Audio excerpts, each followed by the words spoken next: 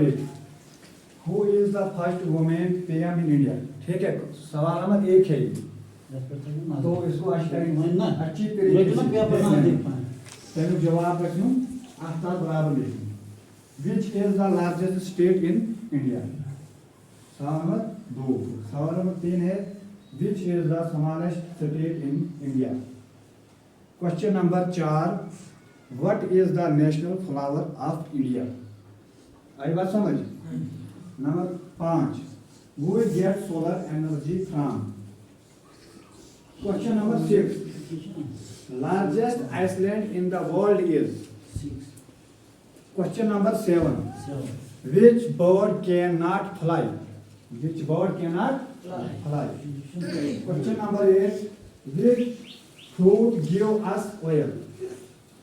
Question number 9, in which festival we play with color?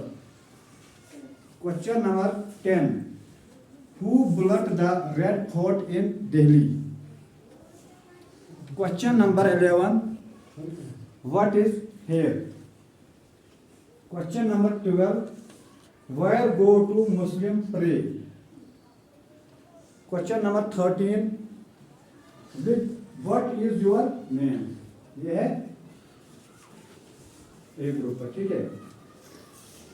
A group, हाँ, ये एक group वालों के क्वेश्चन है। आप सुने ना आप लोगों ने?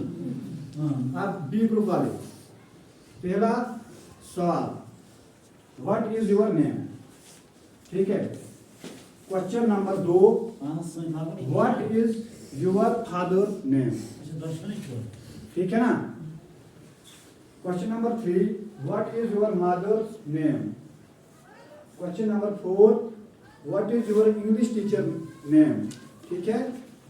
क्वेश्चन नंबर 1, तो question number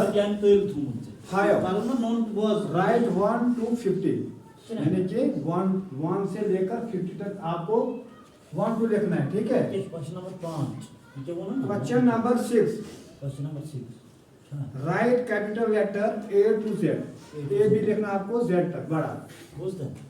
question number 7, write smallest letter A to Z, छोटा A भी जिसको कहते हैं, A से लेकर Z तक, ठीक है। उसके बाद question number 8, how many letter in English alphabet?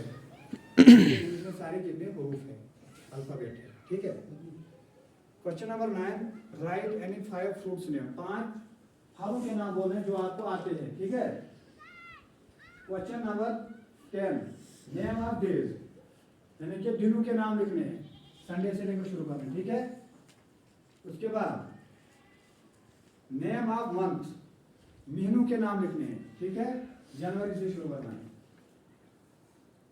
Question number 12, name any 5 domestic animal, 5 पालतू जानवरों के नाम लिखने हैं जो आपके घर में होते हैं, ठीक है। Question number 13, name any 5